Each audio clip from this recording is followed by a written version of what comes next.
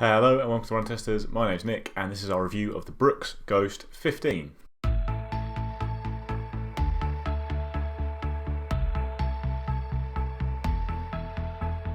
So the Ghost 15 costs the same as the Ghost 14. It's $140 in the US and £130 in the UK.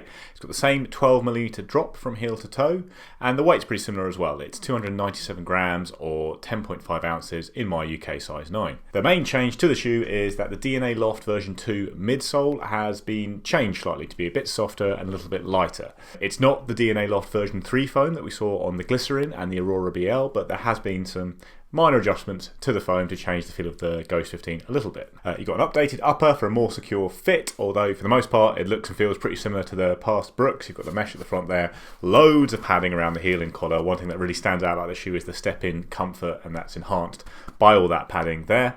And then on the outsole you've got good rubber coverage and the segmented crash pad that Brooks says is designed to create a smoother transition from heel to toe. You've also got a plastic heel counter running around the back of the shoe, a fairly substantial one there to create a bit of extra stability, but in general that's not a huge concern with this shoe because it's got a fairly firm and stable platform in general.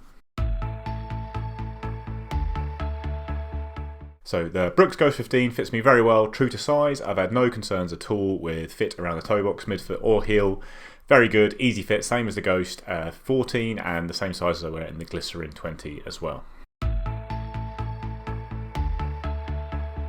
So I've been using the Ghost 15 for quite a lot of daily training over the past few weeks, generally keeping it for easy pace runs, then a few easy to steady runs where I'd hit more towards kind of tempo pace towards at the end of the run. So just general daily training use, which is exactly what the shoe is designed for.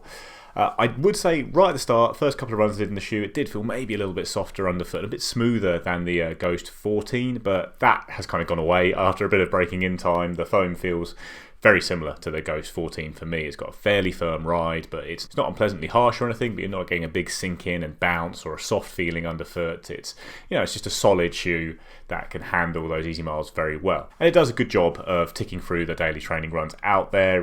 Like I say, it's got a reliable feel underfoot, it's fairly stable, very comfortable upper, although the big cushy area at the back here does soak up a lot of water if you go running in the rain. It'll take a while to dry out before you can use it again without getting your foot wet when you step into it. The outsole is excellent for this kind of autumnal weather we've got here in the UK, where there's a lot of rain, a lot of wet pavement, lots of leaves on the pavements. It grips very well, no worries about grip at all on pavements, and it looks like it's built to last. You'd expect this to be a shoe that can handle a lot of mileage. Those are kind of the positives then. It is still a solid daily trainer. It feels very similar to the previous versions of the Ghost, and it's just going to deliver that reliable ride that people who are fans of the line will appreciate.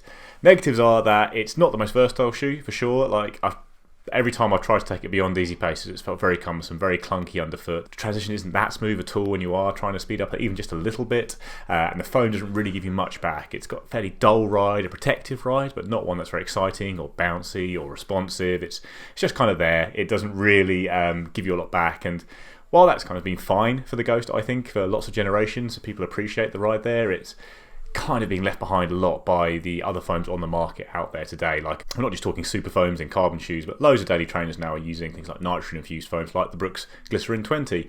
Maybe some are chucking in plates as well, but in general what they're doing is bringing lighter, bouncier, softer foams to daily training. It just creates a more enjoyable ride for easy paces, for steady paces, and the Ghost just doesn't really deliver that. It's very, very similar to what we've had from the line in the past, and it's just not all that exciting to me. If you're a big fan of the line, nothing's really changed here, but same time, I think it is being left behind a little bit, notably by the Glycerin 20, which I think is a more exciting ride within the Brooks range. The 12mm drop is what it is. People will either get on with that or not like it. I have to say there have been times when I really appreciated it because I've been testing out some low drop and even zero drop super shoes lately, and it does put a bit of extra pressure on the calves for that as a heel striker, so moving to a 12mm drop from time to time does ease that pressure a little bit. I think it's nice to have that 12mm drop on the market. More shoes have moved away from that now. There's a lot more kind of around 10 and 8 and even 6, but at the same time the drop of the shoe and how that feels will really depend on the rocker, and there's not much of a rocker here, so you are feeling a lot of that drop and it can feel a bit slappy at times as a result, especially when you are speeding up. But it's nice to have the option on the market, and it did feel like it eased the pressure on my calves from time to time. So all I'd say, it's been an okay running experience in the Brooks. I haven't really loved it, even for kind of easy runs, but when I have tried to go out and run faster in it, it's just not felt like it's giving much back at all, so it wouldn't be kind of my top pick for that. So Brooks have said that they've updated the midsole on the Ghost 15, but for me, it just feels like the Ghost. The Ghost is the Ghost is the Ghost. It's what it's always been.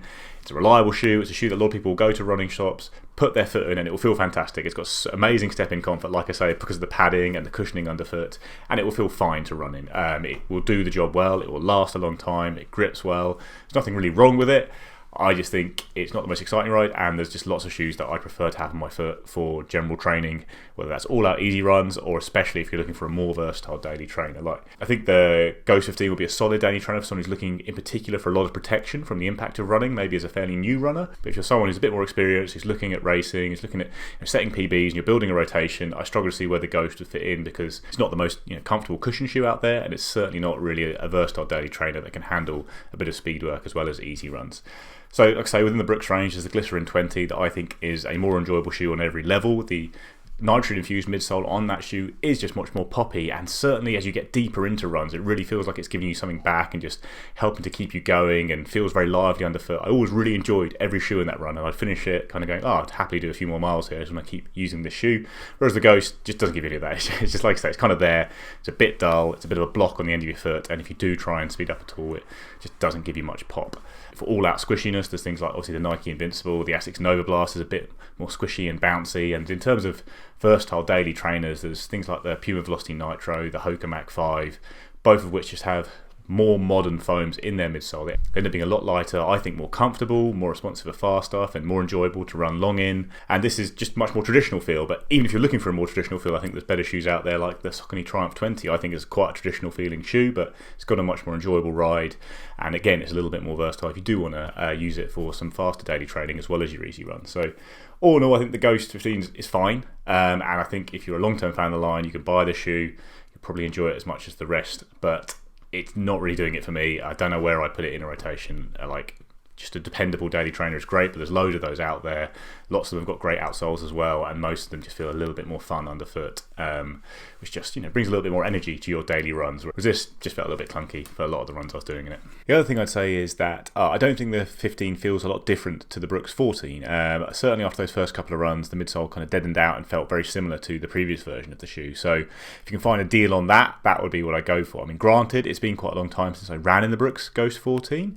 But at the same time, I certainly feel the two shoes do a identical job in terms of the runs they're good at, which is, they're slow, easy plods, long-lasting, durable shoe, can handle a lot of daily training, but isn't very versatile, isn't one that I love to use for quicker stuff. So all things considered, I would be trying to grab a deal on the Brooks Ghost 14 rather than necessarily going for the newer version if you are keen to stick with the line. That's it, guys. That is our review of the Brooks Ghost 15. Let us know what you think in the comments below. Do you completely disagree with all of that? Are you a huge fan of the Ghost line? Do you think it's a really good shoe? Or is it one that you're moving away from, having liked using in the past? Or are you going over to this line, having grown bored of these more exciting shoes and want just something nice and dependable with a big high drop on it, like the Ghost 15? Let us know in the comments below. Please do like and subscribe, ring the little bell, and we'll see you next time on the channel.